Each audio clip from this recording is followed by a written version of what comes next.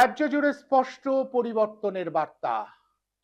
2011-র পরে আবারও এই 2026-এ 15 বছর পরে রাজ্যের সাধারণ মানুষ পরিবর্তনের স্পষ্ট নিদান দিয়ে দিয়েছে।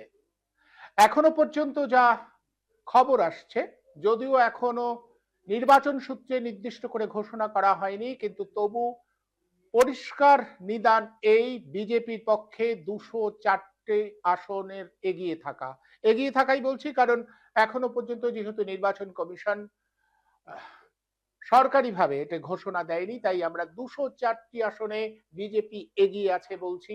83টি আসনে তৃণমূল কংগ্রেস এগিয়ে আছে, 1টি আসনে সিপিআইএম, 2টি আসনে কংগ্রেস, আইএসএফ 1টি আসনে এবং হুমায়ুন কবিরের দল 1টি আসনে এগিয়ে রয়েছে। বার্তা পরিষ্কার, পরিবর্তন চাই, পরিবর্তন দরকার বলে যে স্লোগান বিজেপি দিয়েছিল, এ রাজ্যের মানুষ সেই স্লোগানের পক্ষেই রায় দিয়েছে এবং গোটা উত্তরবঙ্গ জুড়ে কার্যত তৃণমূল কংগ্রেস নিশ্চিহ্ন হয়ে গেছে। তৃণমূল কংগ্রেসের হেভিওয়েট নেতারা একের পর এক ধরাশায়ী হবার দিকে যাচ্ছেন। ইতিমধ্যেই আমাদের কাছে যা খবর, মন্ত্রী ব্রাত্য বসু তিনি পেছিয়ে রয়েছেন, মন্ত্রী চন্দ্রিমা ভট্টাচার্য পেছিয়ে রয়েছেন, মন্ত্রী শশী পাজা পেছিয়ে রয়েছেন। টালিগঞ্জে, যে টালিগঞ্জের একেবারে অবিসংবাদী নেতা হিসেবে প্রতিষ্ঠিত হয়েছিলেন অরূপ বিশ্বাস, সেই অরূপ বিশ্বাসও পরাজয়ের কাছাকাছি পৌঁছে গেছে। সব মিলিয়ে একের পর এক মহারথীরা ধরাশায়ী হবার মুখে। এইরকম একটা বার্তা আমরা দেখেছিলাম 2011-তে। তদানীন্তন বাম সরকার যখন পতনের মুখে পড়ে, তখন একের পর এক মন্ত্রী পরাজিত হচ্ছিল এবং আমরা সে খবর করেছিলাম। আবারও ঠিক 15 বছর পরে ইতিহাস যেন ফিরে ফিরে আসে। তৃণমূল কংগ্রেসের মহারথীরা পরাজয়ের মুখে রয়েছে।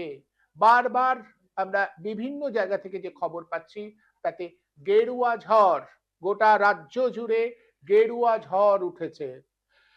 মমতা বন্দ্যোপাধ্যায় ঠিক এই মুহূর্তে, আমরা জানি মমতা বন্দ্যোপাধ্যায় এই মুহূর্তে রয়েছেন একটি স্ট্রং রুমে, অর্থাৎ কাউন্টার সেন্টারে তিনি গিয়ে পৌঁছেছেন। শুভেন্দুও গেছে সেকোয়াত মেমোরিয়াল ইনস্টিটিউট, সেখানে তিনি পৌঁছে গেছেন। সেখানে বিরোধী দলনেতা শুভেন্দু অধিকারীও পৌঁছেছেন।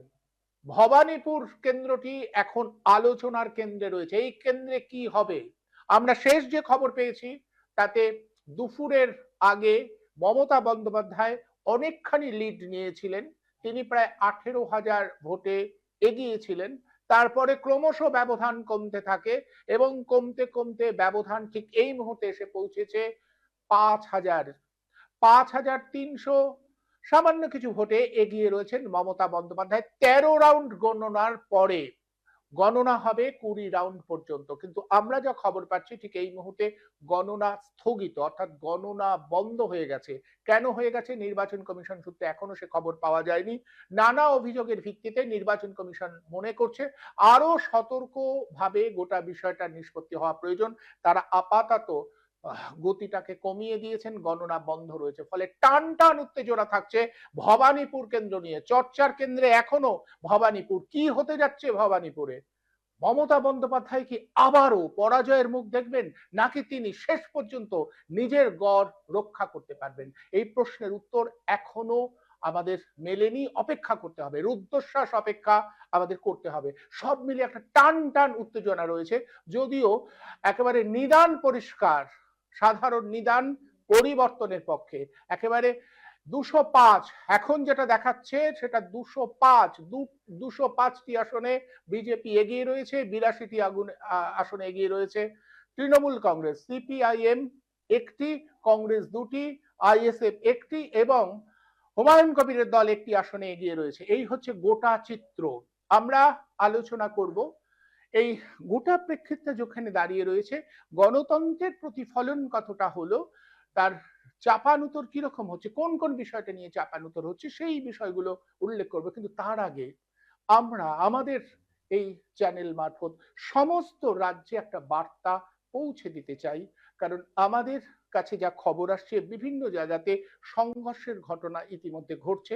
আমরা সমস্ত রাজ্যবাসীর কাছে এই আবেদন করব যে গণতন্ত্রের উৎসব, প্রতিনিধিত্বমূলক গণতন্ত্রের রীতি হচ্ছে এক দল জিতবে আর এক দল হারবে। যে দল হেরে যাবে রায় মেনে নিয়ে তারা বিরোধী আসনে বসবেন, তারা আবারও সাধারণ মানুষকে সংগঠিত করবেন, শাসক দলের যে ভুল সেটা সাধারণ মানুষকে দেখিয়ে দেবেন এবং তার ভিত্তিতে আগামী 5 বছর পরে আবার তারা রায় চাইতে যাবেন। এটাই এই গণতন্ত্রের নিয়ম, গণতন্ত্রের রীতি। এখানে কেউ শত্রু নয়। আজকে যারা হেরে যাচ্ছেন, যারা পরাজিত হচ্ছেন, তারা কোনোভাবেই শত্রু নন। তারা গণতন্ত্রের নিয়মে প্রতিদ্বন্দ্বিতা করতে এসেছিলেন। গণতন্ত্রের নিয়মে তাদের মানুষ যদি খারিজ করে দেয়, তাদের বিরুদ্ধে মানুষ যদি নিদান দেয়, তাহলে উচিত হচ্ছে বিরোধী আসনে বসা এবং বিরোধী আসনে বসে গণতান্ত্রিক রীতি মেনে তাদের আবার কর্মসূচি নেওয়া। এটাই রীতি। এখানে সংঘর্ষ, অশান্তির বিষয় থাকতে পারে না। গণতন্ত্রের সৌন্দর্য তাতে নষ্ট হয়, বিঘ্নিত হয়। বারবার সাধারণ মানুষের কাছে, নেতা নেত্রীদের কাছে আমরা এটা মনে করিয়ে দেব। কোন রকম উত্তেজনায় উত্তেজনা বাড়াবার প্রয়াস করবেন না, বরং কমাবার চেষ্টা করুন। বলুন হ্যাঁ, মানুষ ভোট দিয়েছে, মানুষের রায় আমরা মাথা পেতে নিচ্ছি। এই সূত্রে ধরে যেন কোনো রকম গন্ডগোল না হয়, গোটা রাজ্যে যেন সম্প্রীতির জায়গাটা বজায় থাকে। যতই বলা হোক না কেন, একটা বিভাজনের ভোট হয়েছে, বিভাজনের পরেও আসলে আমরা নাগরিক। ভোটটা আমরা কোনো ধর্ম পরিচয় সূত্র ধরে দিইনি, আমরা মানুষ হিসেবে দিয়েছি। আমাদের কর্মক্ষেত্র প্রসারিত হোক, শিল্প আসুক, নতুন সরকারের কাছে এইগুলো আমাদের দাবি থাকবে। প্রত্যেকটা মানুষের জীবন যাপনে যাতে স্বাচ্ছন্দ্য আসে, তারা যাতে নির্বিঘ্নে জীবন যাপন করতে পারে, সেই দায় মেটানোর দায়িত্ব অবশ্যই নতুন সরকারকে নিতে হবে। আমরা বারবার এই আবেদন করব, কোন রকম সংঘর্ষ বা উত্তেজনাকর পরিস্থিতিকে মদদ দেবেন না। সবাই মিলে আসুন, এ রাজ্যের যে সংস্কৃতি, সম্প্রীতি সংস্কৃতি, সেটা বজায় রাখবার চেষ্টা করি। সবার কাছে এই দাবি আমাদের থাকবে। বিজেপি এর দেশের সংবিধান মেনে চলা একটি দল, তাদের কাছেও আমাদের আবেদন, আমাদের সংবিধান যে বার্তা দেয় তারা নিশ্চয়ই সেই বার্তা অনুসারী কাজ করবেন এবং বিরোধী দল যারা হতে যাচ্ছেন তাদের কাছেও একই অনুরোধ আমাদের থাকবে। আসুন আলোচনার জন্য আজ এই মুহূর্তে যাদের অতিথি হিসেবে আমন্ত্রণ জানিয়েছি তাদের সঙ্গে পরিচয় করিয়ে দিই। আমাদের সঙ্গে ঠিক এই মুহূর্তে যারা যারা রয়েছেন পরিচয় করাই। আমাদের সঙ্গে রয়েছেন গণেশ রায় কংগ্রেসের প্রতিনিধি হিসেবে, এবং আমাদের সঙ্গে রাজনৈতিক বিশ্লেষক হিসেবে জয়দেব ধর রয়েছেন এবং গৌতম দত্ত রয়েছেন। আপনাদের দুজনকেই আজকের এই আলোচনায় আমি স্বাগত জানাচ্ছি। যেহেতু রাজনৈতিক প্রতিনিধি এই মুহূর্তে আমাদের সঙ্গে একজনই রয়েছেন, আমি গণেশ বাবুর কে দিয়ে আলোচনাটা শুরু করি। গণেশবাবু, গোটা চিত্রটা যেখানে আসছে সেখানে যাচ্ছে যে ম্যাসিভ, একটা স্পষ্ট রায় 205। যদিও আমাদের রাজ্যের যিনি প্রধান প্রশাসনিক ব্যক্তি তিনি বলেছেন সূর্যাস্তের পরে গোটা বিষয়টা উল্টে যাবে। আমি জানি না তেমনটা হবে কিনা, কিন্তু যে রায়টা এসেছে সেটাকে আপনি কিভাবে ব্যাখ্যা করবেন? প্রত্যাশা করা গেছিল এরকম একটা পক্ষে এরকম একটা ম্যাসিভ রায় হবে। একেবারে আমি বলছি বাঘা বাঘা মন্ত্রীরা সবাই হেরেছে, কোথাও মনে হয় না প্রতিষ্ঠান বিরোধিতার একটা চূড়ান্ত নিদান সাধারণ মানুষ দিয়ে দিলেন। নমস্কার, শুভ সন্ধ্যা।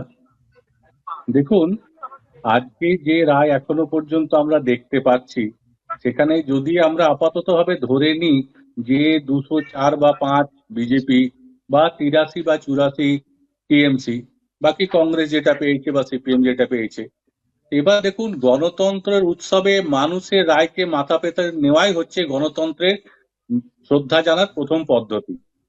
কিন্তু তার সাথে সাথে এটাও দেখতে হবে যে বিদায়ী মাননীয় মুখ্যমন্ত্রী যিনি বলছেন যে সন্ধ্যের পরে দেখা যাবে কি হবে, কিন্তু সেই বিষয়ে বলা বড় মুশকিল। আপাত দৃষ্টিতে আমরা সকাল থেকে এখনো পর্যন্ত গণনার দিকে তাকিয়ে যেটুকু দেখলাম তাতে কিন্তু দেখা যাচ্ছে যে হয়তো এই ফলাফল থাকলে বিজেপি সরকার গঠন করবে এবং বিরোধী দলে তৃণমূল থাকবে। এবারে যেটা দুঃখজনক বা দুর্ভাগ্যজনক ঘটনা, নির্বাচনের ফল প্রকাশের পরে থেকে বা ট্রেন্ড যখন দেখা গেল দুপুরের পর থেকে সারা বাংলা জুড়ে অশান্তির খবর।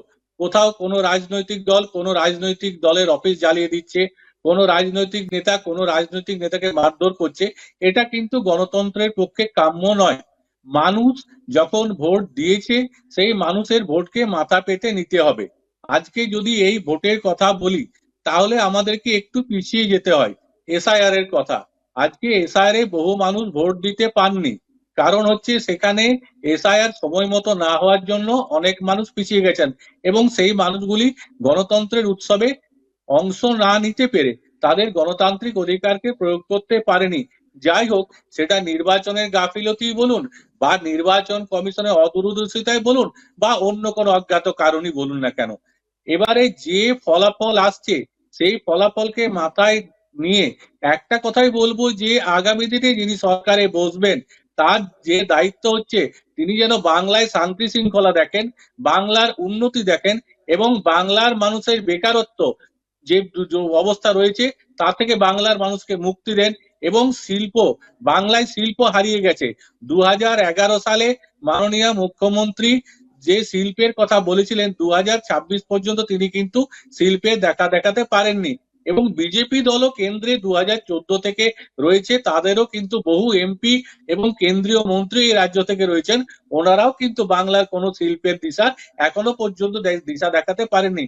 তাই আমরা কংগ্রেসের পক্ষ থেকে একটা কথাই ওনাদের বলবো যে আপনারা সরকার এসেছেন মানুষের রায়কে মাথায় নিয়ে, তো আপনাদের কাছে আমাদের কথা থাকবে যে বাংলার শান্তি শৃঙ্খলা যেন থাকে, বাংলার বুকে যেন আবার দ্বিতীয় আরজিকর না হয়, বাংলার বুকে যেন আর কোনো বেকারত্ব সংখ্যা না বাড়ে এবং দ্বিতীয় কথা হচ্ছে বাংলায় শান্তি শৃঙ্খলা যেন থাকে, বাংলার মা বোনদের এবং সাধারণ মানুষের যেন নিরাপত্তা থাকে এবং সবচেয়ে যেটা দুঃখজনক পুলিশ যেন নিরপেক্ষ থাকে, বাংলার পুলিশ প্রশাসন যেন দলদাস না হয়ে যায়, তারা যেন নিরপেক্ষ সাংবিধানিক রীতিনীতি অনুযায়ী কাজ করে, এটুকু আমাদের আবেদন থাকবে।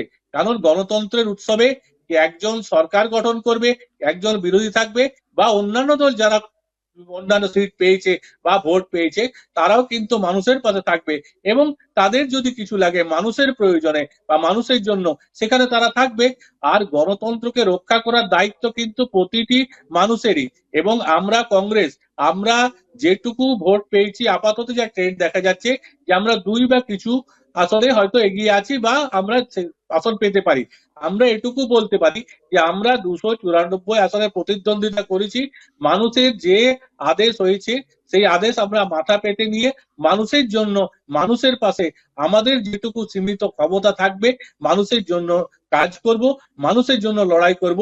কিন্তু পাশাপাশি যারা সরকারে বসছেন তাদেরকে অভিনন্দন, তার সাথে সাথে বাংলার বুকে যেন শান্তি শৃঙ্খলা ঠিক থাকে, নিরাপত্তা ঠিক থাকে এবং বাংলার বুকে যাতে আগামী দিনে অগণতান্ত্রিক কোনো কাজ না হয়। আমরা দেখেছি গত 15 বছরে চাকরি চুরি, বালি চুরি, সিন্ডিকেট রাজ, অনেক কিছুর ঘটনা বাংলার বুকে হতে পারে এই সকল কারণের জন্য বাংলার মানুষ এনাদের মেনে নেয়নি বা আজকে যারা সরকারে বসবেন বা বিজেপি দলের কথাই বলছি তারাও যেন একটু সুদৃষ্টি দিয়ে বাংলার মানুষের কথা আন্তরিকতার সাথে ভাবেন। কারণ এই 14 সাল থেকে শুরু করে 2026 পর্যন্ত বাংলার বুকে যে কেন্দ্রীয় সংস্থাগুলি ছিল সেগুলিও কিন্তু হয় বন্ধ হয়ে গেছে বা বন্ধর মুখে। সেই ব্যাপারে যেন ডবল ইঞ্জিন সরকার গঠন হলে যেন ওনারা এই বিষয়ে একটু সজাগ হন। বিশেষ করে আমি একটু উদাহরণ দিই যে পশ্চিম বাংলায় হিন্দুস্তান কেবলস লিমিটেড, এটা কিন্তু 2000 কেন্দ্রীয় সরকারের অধীনস্থ সংস্থা ছিল, 2014 পর বন্ধ হয়ে গেছে। এবং দ্বিতীয় কথা চিত্তরঞ্জন লোকোমোটিভ ওয়ার্কস, সেটাও কিন্তু ঢুকছে এবং বেসরকারিকরণের দিকে এগোচ্ছে। এরকম বহু সংস্থা বাংলার বুকে রয়েছে, সেগুলো যেন বর্তমান সরকার যারা আসবেন এবং যদি তাদের ডবল ইঞ্জিন সরকার হয় তারা যেন বিশেষভাবে সজাগ দৃষ্টি দেন এবং বাংলার বুকে শিল্প এনে শিল্পায়নের ক্ষেত্রে করে বাংলার মানুষের এমপ্লয়মেন্ট জেনারেটের কথা যেন ভাবেন। কারণ একটু বলি, কংগ্রেসের আমলে যখন কংগ্রেস সরকার ছিল বাংলার বেকারত্ব দূরীকরণের জন্য এমপ্লয়মেন্ট এক্সচেঞ্জ তৈরি হয়েছিল, কিন্তু দেখবেন যে সেই এমপ্লয়মেন্ট এক্সচেঞ্জ কিন্তু উঠে গেছে। আর বেকারকে কিভাবে সঠিকভাবে তাদের রোজগার দেওয়া যায়, তাদেরকে কর্মসংস্থান করা যায় সেই বিষয়ে কিন্তু 11 পর থেকে বা তারও কিছু আগে থেকে কোনো কর্ণপাত হয়নি। তাই আমরা বলবো যে এই চাকরি চুরি, বালি চুরি, সিন্ডিকেট রাজ যেমন গেছে তার যেন বাংলার বুকে আর পুনরাবৃত্তি না হয় এবং আরজিকর থেকে শুরু করে তামান্য থেকে শুরু করে কামদুনি থেকে শুরু করে এই ধরনের ঘটনা যেন আর না ঘটে বা বিভিন্ন জায়গায় থ্রেট কালচার, সেই থ্রেট কালচার যেন বাংলার বুকে আর পুনরাবৃত্তি না হয়, বাংলার মানুষ যেন নির্ভয়ে আনন্দে সুখে শান্তিতে থাকতে পারে, এটাই আমাদের কাম্য। আর একটি রাজনৈতিক দলের কর্মী হিসেবে আমি বলি যে যদি যে প্রয়োজন হোক, গণতন্ত্রের স্বার্থে, বাংলার মানুষের স্বার্থে আমরা বাংলার মানুষের পাশে ছিলাম, আছি, থাকবো। কারণ আমাদের 294 আসনে যারা প্রতিনিধি ছিলেন তারা এবং আমাদের সারা বাংলায় যে কংগ্রেস কর্মী বা কংগ্রেস নেতৃত্ব আছেন বাংলার মানুষে থাকবেন, এবং সরকারের গণতান্ত্রিক পদ্ধতি রীতিনীতিকে আমরা নিশ্চয়ই স্বাগত জানাচ্ছি। আমি জয়দেব বাবুর কাছে আসি। জয়দেব বাবু, আহ, এই যে মন্ত্রীরা একের পর এক মন্ত্রী, আমি বলছিলাম যে 2011-তে আমরা দেখেছি হেভিওয়েট সমস্ত মন্ত্রীরা যারা একাধিকবার বিধায়ক হয়েছেন তারা পরাজিত হচ্ছেন। ঠিক এই মুহূর্তে দেখুন আমাদের কাছে যা খবর আসছে, ব্রাত্য বসু তিনি পেছিয়ে রয়েছেন, চন্দ্রিমা ভট্টাচার্য পেছিয়ে রয়েছেন, শশী পাজা পেছিয়ে রয়েছেন, মানে মন্ত্রীদের সুজিত বসু তিনি পেছিয়ে রয়েছেন। ফলে কোথাও মনে হয় না যে এটা ঘটনাই যে এসআইআর এর পরে অনেকগুলো মানুষ বাদ গেছে, কিন্তু একটা প্রতিষ্ঠান বিরোধিতার হাওয়া এবং এই মন্ত্রী এদের ঔদ্ধত্য, তাদের বিষয়ে যে দুর্নীতির বিষয়টা এসেছে, মানুষ সেটাকে একটা গ্রাহ্যতার মধ্যে রেখেছে, সেটাকে একটা মাপকাঠি করেছে। 2021-এর নির্বাচন বা আপনি 2011-র নির্বাচন থেকে যদি আজকে শিক্ষা নিয়ে যদি আজকের 2026-এর নির্বাচন দেখি, খুব সকাল সকালই শুভেন্দু অধিকারী মহাশয় বলে দিয়েছেন হিন্দুরা সবাই আমাকে ভোট দিয়েছে, মুসলিমরা আমাকে বিশেষ ভোট দেয়নি। আজকেও তিনি একই কথা বলেছেন। এই ভোট কোনোভাবেই শিল্পায়ন, শিক্ষা, স্বাস্থ্য, বেসরকারীকরণ, পুঁজি, কি বলে আপনাদের ওই সরকারি চাকরি, বেকারত্ব, এসবের প্রশ্নে হয়নি। আপনি যদি ট্রেন্ড দেখেন, সিট ওয়াইজ যদি ট্রেন্ড দেখেন, এবং আমার কথা নয়, এটা বিরোধী দলনেতা তিনি বলেছেন, এবং তিনি এই নোটটা বেঁধে দিয়েছেন যে আগামী দিনে পশ্চিমবঙ্গের রাজনীতি হিন্দু মুসলমানের রাজনীতির অভিমুখেই যাবে, আমরা 70 ওরা 30-এর অভিমুখেই যাবে, এবং হিন্দুরা আমাদের ভোট দিয়েছে, মুসলিমরা আমাদের ভোট দেয়নি। এবং তিনি বলছেন ভবানীপুরে মুসলিম মমতা বন্দ্যোপাধ্যায়কে এই ওয়ার্ডে ভোট দেবেন, আমাকে এই ওয়ার্ডে ভোট দেবেন হিন্দুরা। এবং তিনি বলছেন নন্দীগ্রামেও আজকে মুসলিমরা আমাকে ভোট দেয়নি, কিছু কিছু মুসলিম দিচ্ছে, কিন্তু বেশিরভাগ হিন্দুরা আমাকে ভোট দিয়েছে, আমি হিন্দুদের ভোটে জিতবো। তিনি আজকে এক্ষুনি বার্তা দিয়েছেন যে হিন্দু ভোট ঐক্যবদ্ধ হয়েছে, মোদিজির প্রতি কৃতজ্ঞতা জানিয়েছেন। তিনি বলেছেন যে হিন্দু ঐক্যবদ্ধ হয়েছে। তিনি একবারও বলেননি যে তৃণমূল কংগ্রেসের অপশাসন বা বিজেপির সুশাসন বা বিজেপির অর্থনীতি, বিজেপির সরকারি চাকরি, বেসরকারীকরণ, শিক্ষা, স্বাস্থ্যের একটা বিকল্প রূপরেখা তারা প্রস্তুত করতে পেরেছে, সেই জন্য মানুষ ভোট দিয়েছে। এই ভোটটা হয়েছে বাংলাদেশ পরবর্তীতে, বাংলাদেশে যেভাবে হিন্দু নিধনযজ্ঞ হয়েছে, সেই হিন্দু নিধনযজ্ঞ দেখার পরে যেভাবে হিন্দুরা আতঙ্কিত হয়েছিল, সেটাকে আরো অ্যাক্সিলারেট করেছে বেলডাঙ্গা, মুর্শিদাবাদ থেকে শুরু করে মহেশতলা বা বিভিন্ন জায়গায় যে বিক্ষিপ্ত ঘটনা হয়েছে, কালী ঠাকুর প্রিজন ভ্যানে উঠেছে, এই যে জিনিসগুলোকে বিজেপি ইস্যু করেছিল যে কালী ঠাকুর প্রিজন ভ্যানে উঠছে, বেলডাঙ্গা থেকে শুরু করে আপনার ওই ওই ওই ধুলাগড় থেকে শুরু করে মহেশতলা থেকে শুরু করে পুরো মুর্শিদাবাদ, মালদায় যেভাবে হিন্দু পলায়ন, নৌকায় করে গঙ্গা পেরিয়ে গেছিল, বাংলায় হিন্দুরা পলায়ন করছে, এবং বাংলাদেশে কিভাবে হিন্দু নিধনযোগ্য হয়েছে, হিন্দুদের কি অবস্থা, কিভাবে ওই আমাদের কি বলে ওই যে ইস্কনের যে প্রভু, ওনাকে কিভাবে বন্দি করা হয়েছে, পুরো বাংলাদেশের সিনারিও, বাংলাদেশে হিন্দু আতঙ্ক, বাংলাদেশে হিন্দুদের কি পরিস্থিতি, এবং তার একটা ছোট্ট রিপ্লেকা পশ্চিমবঙ্গের কোথাও কোথাও পকেটে পকেটে তৈরি হওয়া কিন্তু বারুদের স্তূপে আগুন দিয়ে দিয়েছে। অর্থাৎ হিন্দুরা খেতে পাই না পাই বলছে, 5,000 টাকাও গ্যাসের সিলিন্ডারের দাম হলেও হিন্দু রাষ্ট্র চাই, হিন্দুকেই চাই, এবং 5,000 টাকার গ্যাসের সিলিন্ডার হলেও রাজি আছি, কিন্তু পশ্চিমবঙ্গে এই দুধেল গাইদের যারা তোষামত করে, দুধেল গাইদের যারা লাঠি খায়, তাদের থেকে মুক্তি চাই।